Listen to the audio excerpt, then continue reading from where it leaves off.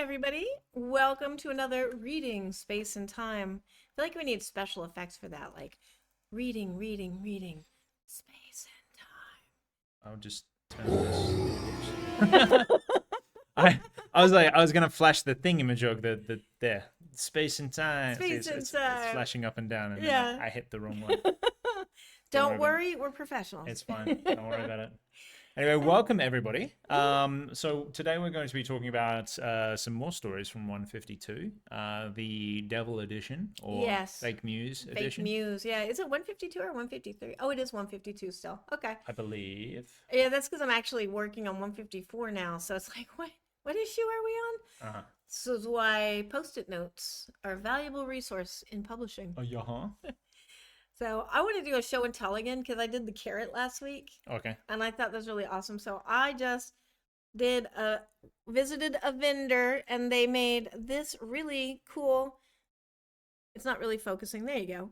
Anyways, that is a stone that they sell here for like witches and stuff, and it's called, I can't remember what it is in Portuguese, but it's a brooms. It's supposed to be like a broom. It's a natural stone that happens like that. And it's called the witch's broom. That's how it translates in English. So anyways, I just randomly found this guy selling witch's brooms. And I was like, to me, it looks like a raven's wing. Okay. So I really liked it. I have no intention of wearing it, though, because I don't really like jewelry. But hey, it's a good gift. Yeah, good gifts. Good gifts from random vendors on the side of the road. And Yeah, support your local vendors. yes, especially if they yell at you aggressively and you just want them to go away. You're like, fine, I'll buy that. Go away, please. Leave me alone. Take my money. So yeah, bit of show and tell. You just wanted to have it held up, so then we have that as the thumbnail. Like the thumbnail, yeah. So I will say, yeah, full confession, the carrot made such a good thumbnail last week. I'm like, what other weird thing can I hold up to show people? So yeah, it'll be the thumbnail. Alrighty. So this week we're talking about, and I have the list right here. We have Cast 9, by what is that? Geisa? I'm gonna say Geisa Fernandes. Fernandes. I'm Proud of You by Jamal Hodge, Finding the Path by Miguel O Mitchell, and I Dream of Black Quantum Futures by Maurice Broaddus. So first one first. Yeah, let's get into Cast 9. And then after this, we're going to talk a little bit about how we're selecting stories starting with the September issue. So if you want to hear that, I'm very excited. Just stick around while we talk about these stories. Okay. So Finding the Path, I think that was the first one, wasn't it? Well, Cast 9 was the first one. I think I was rereading it to remember the stories because we have so many coming through. All right, so Cast 9. What did we think? What was our thoughts? Obviously, a bit futuristic with bar-coded DNA sequence or DNA chain. I loved that. You like it? I loved it. Love, not like, that was a favorite. Uh-huh. So, but I do like barcodes. One day I shall have one tattooed somewhere. I just haven't found the right product. See, a lot of people think that that's bad though, because like that means you're owned. Interesting thing, I've got a little show and tell as well. I got a barcode or a QR code right here. This was from that gentleman that I met on the plane that had the 4-leaf clovers that he makes in Brazil, or like grows them specifically. So I forgot that it was a barcode. But anyway, or a QR code. Showed the 4-leaf clover. Yeah, it's all like dried. Thumbnails. Super dangerous. It's true. I don't want to break it. So Cast 9, your initial thoughts? Yeah, I really liked it. I thought it was an interesting kind of insider view. I mean, insider fictionally view of what actually happens, or what we think happens with corporations that are designing all this kind of high-tech, making all these high-tech rules or all these decisions that affect all of us, but we are not in the room to get to put in our 2 cents on these things, like the average person. Yeah. So that's kind of what it said to me, was just like that, and how much of it is driven by money and greed and, you know, investor shares and corporate blah, blah, blah, you know, things like that the average person not only doesn't have access to, but honestly doesn't care, because the average person is trying to make sure that they can go to work and not be sick and buy groceries and, you know, get the kids from school on time. You know, that's what the average person is doing. So that's kind of what I thought was super interesting Yeah. about this one. Couple of things that I found interesting, and the announcement of like the CRISPR, and the very start, like right here is talking about CRISPR. Mm-hmm. And I was talking to Angela about this earlier, that anybody that is looking at like DNA altering and gene sequencing and all that fancy scientific stuff, there are a lot of uh, technological advances or a lot of research in CRISPR, which is like essentially gene editing with a payload from a virus or Mm-hmm. something like that, and they're able to infect you with something that alters your DNA. Oh, interesting. And that was the big thing is I think he's Australian or English, or he has a kind of a weird accent, but there's one guy at the forefront of that, and he's talking about reversing the aging process and how Oh, they've yeah. done it with mice and stuff, and that Mm-hmm. uses CRISPR technology. So Oh, that's probably cool. where he's. This is yeah. Mm-hmm. She's pulling this from. In the story, I was saying like he's pulling this from, but that's the character of the story, Yeah, but yeah, yeah. the writer of this, Geisa. But yeah, I found that very interesting. But also, yeah, that in the future, it's like, yeah, you can have all this gene editing and things like Mm-hmm. that, but you're going to be competing with AI, which is still going to be smarter than you, regardless Mm-hmm. of anything. So it's going to be interesting. Yeah, it is. I actually did see something interesting on AI. Somebody called it augmented intelligence. Yeah. And I thought that was a really interesting way to present it instead of artificial Yeah. intelligence, because it is actually intelligence. Hmm. But it does, in the best of ways. I mean, it It can be good or bad, but augments yeah, yours. yeah. Yeah. But the higher thing that we hope is that it augments our own intelligence so And that raises it up. we Yeah. are retaining our humanity, but basically like my Augmented. glasses are my augmented eyesight. Yeah. So hopefully that's the way we will wind up using it. Yeah. Then there's the shadow side of, Everything else. we are the meat shells for the AI.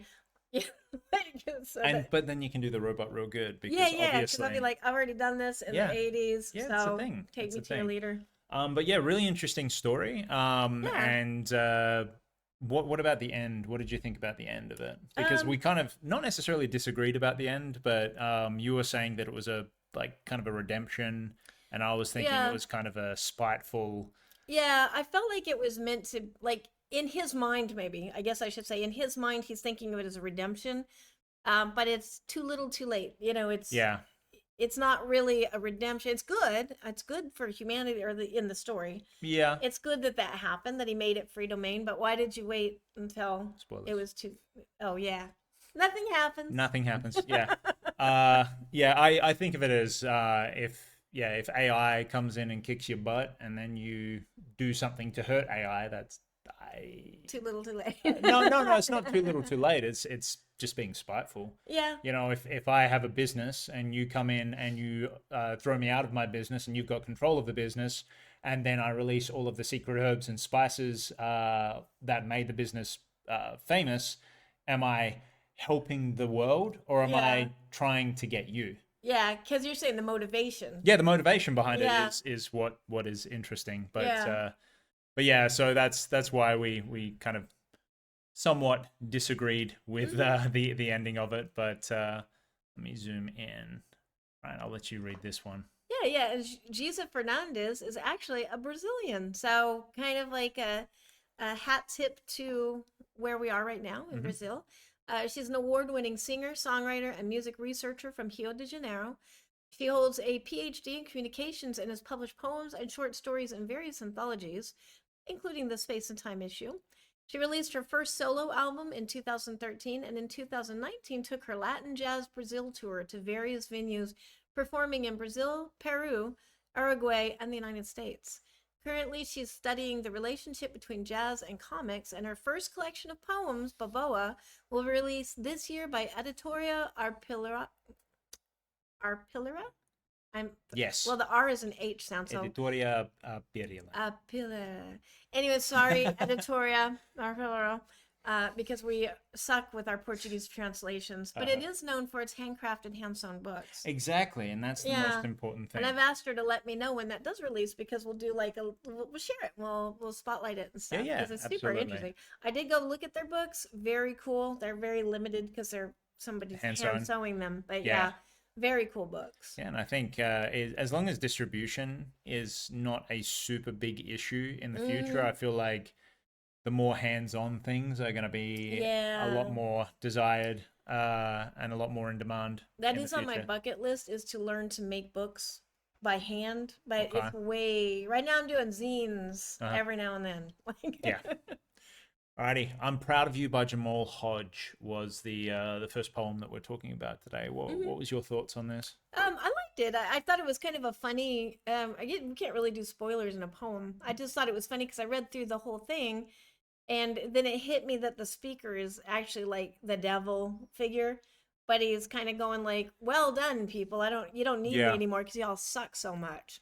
That's kind of what I got out of it, and I was like, "Yeah, well said, sir." See, and I never picked up on that. Even though it kind of, I guess the thing with poems is that it's it's less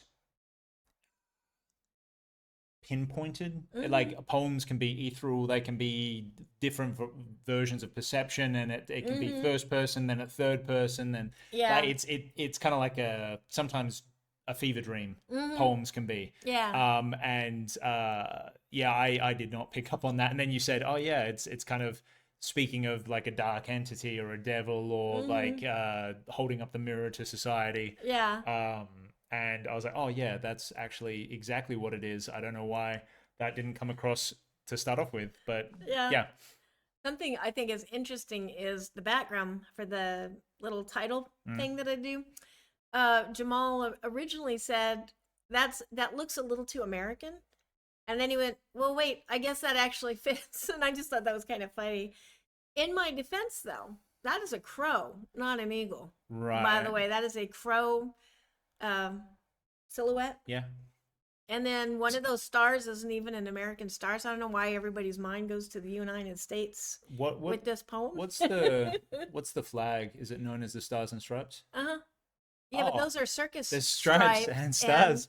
and No, a no, no, no, no. different No, star, no, not a no. five-pointed star, like a So funky star. doesn't matter. Stars and stripes. That's Yeah. a thing. It's an eagle, I mean it's a crow at the circus. Okay, a crow at the circus.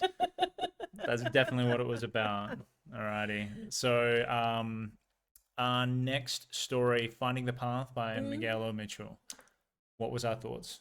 I really liked it. It took me a minute when I first read it because I thought because the story starts in the middle of a story that's Yes, being written, so it's kind of like a Ascension. yeah, inception story within a story within a story within a magazine.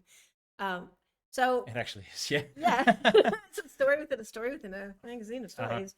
But yeah, I had to read it through twice because it meant more to me. Like it hit me. The impact was solid when I realized where it was because I kind of went through it at first, and I'm but thinking very first person. I'm having the reactions of say maybe like the kid. I can't remember his name, but the kid in the middle of it, Mm, who kind of causes the protagonist to have that realization, that artistic realization, which ties into this week's Substack theme, coincidentally, completely coincidentally, because I changed the entire thing that I was planning to write and did art is not a safe word yeah. this week. And I would say that sums up this. Like the guy thinks he's doing one thing to be a air quote successful, and granted is successful writer in this story. Yeah. The inception writer, the writer within the writer. Yeah. Yeah. But and then he kind of gets that whole art is not a safe word moment with the kid who kind of calls him out on his bullshit. Yeah. And it changes the trajectory of everything, which kind of to me is like a way of saying like how important it is for us to be authentic and create not what we think we should be creating, but what is truly from us. Because if we're creating what we think we should be creating, we're creating the same bullshit everybody else thinks that they should be creating. Yeah.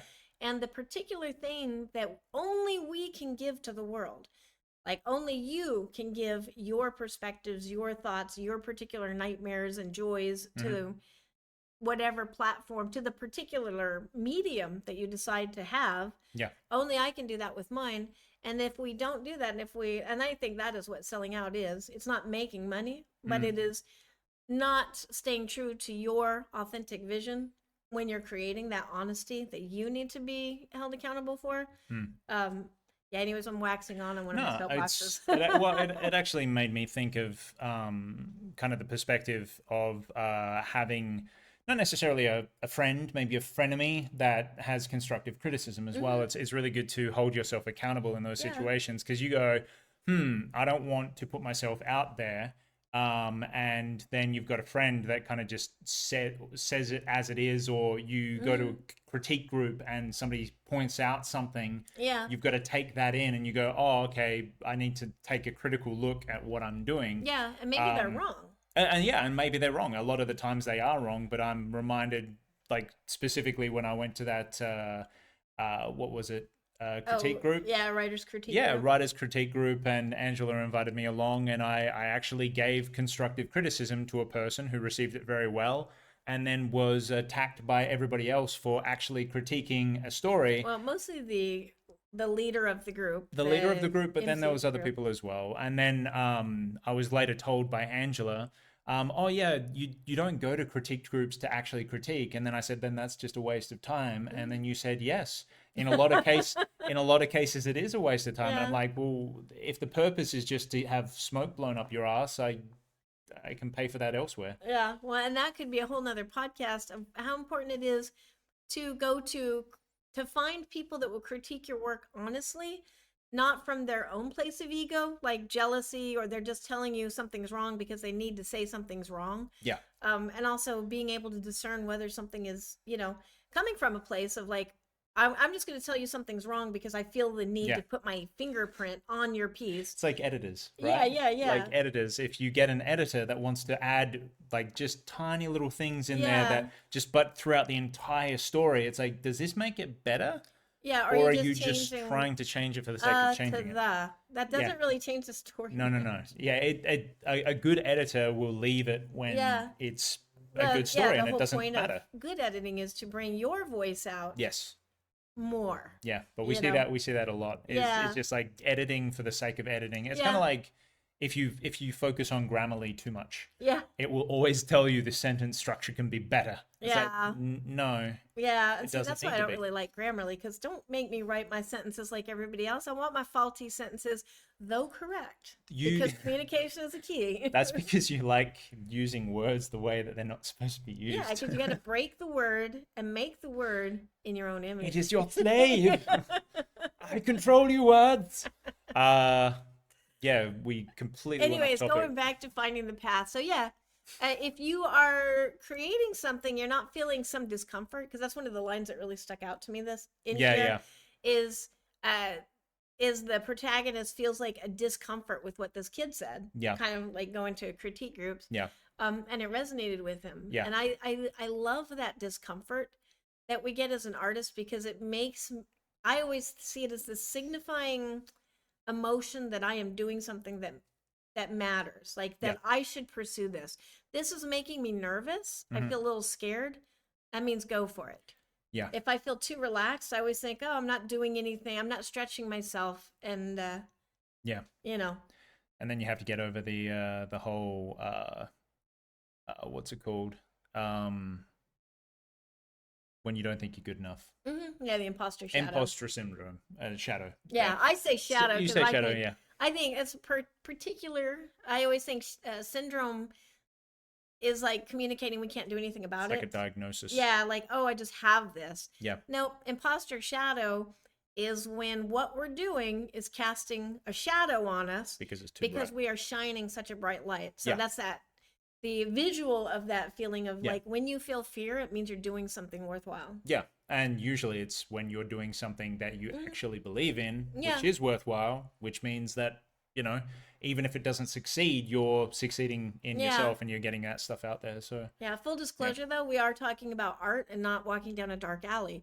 If you are in a dark alley and you feel fear, it might mean run.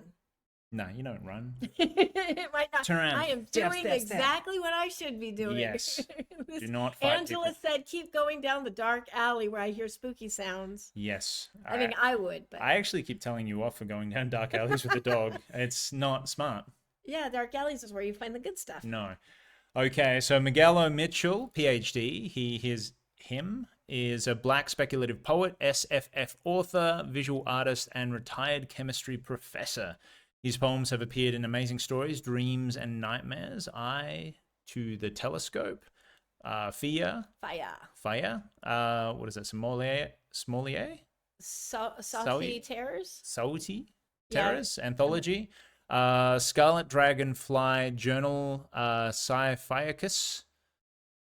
Yep. Space and Time, Starline, and the anthology Year's Best African Speculative Fiction 2022. His poetry book, Surrealia, won second place in. It's funny that we're catching each other. It's like, yep, that's how it's pronounced. Second place in the 2025 Elgin Awards. In SFF, short fiction, Miguel has published in Scarlet Leaf Review, Fantasy, Psychopomp, and Dirty Magic magazine. In editorial roles, Miguel was co-creator of the 2023 Dwarf Star Anthology and editor of the 2025 Dwarf Stars Anthology.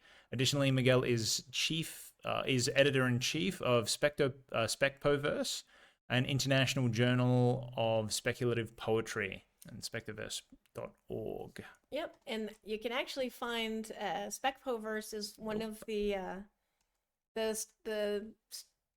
sponsors at the end of this magazine. That's one of the ones that we were talking about last week. Yep. I tried to copy it and it just didn't want to. Oh yeah, it's specpoverse.org. There you go. Yeah. But it's weird spelling. So yeah, it's because the text in the PDF has actually been flattened, so it doesn't copy and paste right sometimes. Yeah, that's what I was talking about earlier. Though, if you press delete, look at interesting. Does a line through it now. I'm like, it's weird. Yeah. It's like a new thing. Well, we were talking about how reality is breaking down, and it doesn't mean the same thing anymore because a PDF used to be sacrosanct. Yeah. Like you cannot change a PDF. That's why we have them. Now you can. But now you can. So, yeah, that's new. And I noticed because look, it's like a flashing cursor. Yeah, so, very interesting. Reality is breaking down. It's not. It's called an updated program. No, reality is breaking down. All right. I Dream of Black Quantum Futures by Maurice Broaddus. Yeah. I like this one. It's he's got a lot of good rhythm. I mean, Maurice is like a huge pro anyways. Yep. You know what I mean? But I like the rhythm to this one. I like the structure of it. And I like how it stays kind of like there is no timeline. All of this is happening at once. So he's got he talks about himself as a boy, as a man, and then he's also talking at the same time about the futures, but also how the past, the ancestors from the past are affecting the future now. He is reaching forward into the future and being pulled forward while he's keeping the door open, by the people in the past, while he's keeping the door open for those that would come behind him. Mm-hmm. And I think that's kind of true. He's coming at it from a particular cultural perspective. Thank you. But I feel like that is true for all of us. We all kind of have this responsibility to keep the door open for all of us, for the future, for the past. It's, I'm kind of thinking more like ecology, being responsible now in what is happening as the future, as the current events, the present is kind of softened up and chaotic and tossing all over the place. Now is the time that we all have a responsibility to kind of reach into the past and hold the door open and make decisions now that will help our future, Yeah. Yeah, I agree. Yeah.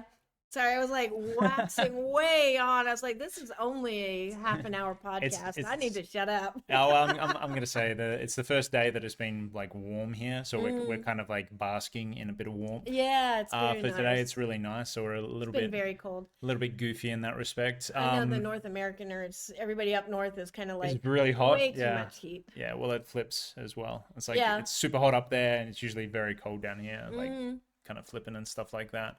But yeah, so Maurice Broaddus, very interesting poem. So yeah, definitely read all of our awesome stories and poems thus far. So let me go ahead here. So you said you also wanted to talk about how we're stuff. Selecting stories starting with the September issue. So of course, everybody knows, and we don't have to look at that. That's just for my notes. But everybody knows that when we're selecting stories and stuff, that we would that there's a balance there. And a lot of times it is, we don't want too much darkness. We don't want too much lighthearted stories, and that's the balance of an issue. It has to cover all three speculative genres. It has to be some fantasy, some horror, and some more sci-fi. So, but in that as well, I tried an experiment with the September issue. I was going to say this current issue, but it's the one in September. Yeah. And that is where, I'm a fan of Lisa Cron and her books. If you ever want to read amazing, best craft books I've ever read, but she's actually talking about how the brain neurologically reacts to story. Yeah. Kind of like, the brain is an algorithm, and if you touch something hot, you will have this reaction usually. And if you don't, it means that something is maybe not working correctly. So, yeah. But our brains are like that as well with stories. It's like an upgrade of introduction, middle, and end. Yeah. Or like body and end. Yeah, yeah. Except there's a lot more steps. Yeah, and it's what makes a story that is like addictive. Like you cannot put the story down. The stories that resonate forever, that we all remember. Like Shirley Jackson's The Lottery, the one about the stones. Everybody knows that story and everybody remembers all the details because it hit every neurological marker. And you said that the writing for A Knight's Tale, the very, very popular movie with Heath Ledger, also had the exact same. Yeah, when I was reading not Story or Die, her other book. Yeah, anyways, I don't remember the title of it off the top of my head, but yeah. And Ryan was watching The Knight's Tale. It's like I walked by and all of a sudden I was like, whoa, I've loved this story. I love the movie. But now I realize why. Because there's this internal conflict and an external conflict, and this happens and this happens and this happens, and that hit all my buttons. Yeah, that's why I can't watch movies with you anymore, because you pick them apart. Oh, I'm sorry. But continue. Yeah, this is true. But anyway, so with this issue, the September issue, not this issue, but the issue we're currently working on, which is September, which is, by the way, why we never know what day it is, because we're off in September land. Yes. But with this issue, I was like, what if are there neurological markers for, like, the markers are there, but what about for a table of contents? Like, could you pick the stories instead of just being like, well, you don't want too much sci-fi, you don't want too much horror, and balancing them that way. And I always like ending on a funny one because, leave people with a lighthearted. Yeah. Yeah. But what if instead we balance the issue with the neurological markers? So the stories for each specific story. Yeah. So each story is basically, each story that's being put together is there not only based on its merit of it's a good story, and its merit on the science fiction or fantasy, the balance, that balance. But it's also there because it's fulfilling one of those neurological marker roles. Yeah. So like introduction, nurture, things like that. And I'm going to actually share more about that. In the post? At some point. Yeah. Maybe next week. I don't know. We'll share it somewhere, like more details of that. Yeah. But so that was the experiment, put it together, and I'm going to go, oh my God, this is such a kick-ass TLC. Yep. So I'm like, that's a keeper, I think. Well, and the other reason that's so easy is because lately we've been getting such great stories. Yes. Like really awesome work to everybody that's been submitting, because we knock it down to probably about 25 this time. Yeah, it was 25 this time, but it's honestly it's probably about 40. And then you've got the like kind of the cream of the crop at the top of that is like in 25, and then it's really hard to kind of compress it down, and this is just kind of making it easier for us to then like there's two things that's making it easier. Number one, we've got the theme, which makes it easier, because if somebody's not on theme and they have an amazing story, we're like, oh yeah, we push really it good, for a different theme, but like it's we can't accept it if it's not on theme. And then also this new style is making it easier, because there's nothing like having a bunch of 10 out of 10s and trying to pick which ones can go in the magazine. Like too much good is just as bad as too much bad. Like, it's difficult. Yes, it is difficult to pick a diamonds in a whole bunch of diamonds, or to pick Mm-hmm. nice looking rocks in a pile of shit. Like it's Yeah, yeah.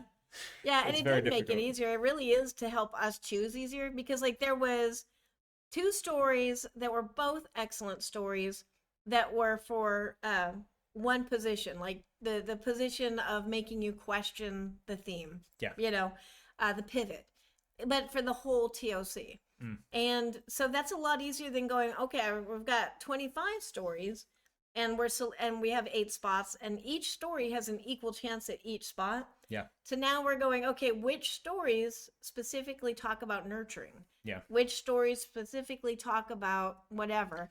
And And then, yeah. it is a balance. Like, and that's the Oh, yeah. thing. We try and balance out the issues already. Mm-hmm. So then there's equal amount of fantasy, science Yeah. fiction, a horror, a little bit of Yeah. everything, as well as just the weird stories. Yeah.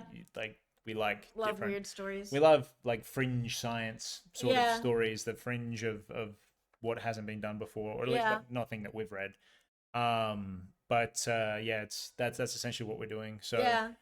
yeah, some interesting things moving Yeah. forward. Probably talk about it more next week with like Yeah. a little more detail, but I love this basically happened Yeah. last night, so it's kind of like Yeah, on yeah. the forefront of minds. Yeah. But so what are you basing this on for anybody that's watching Oh, right now? Story or Die by Lisa Cron, which is an excellent book.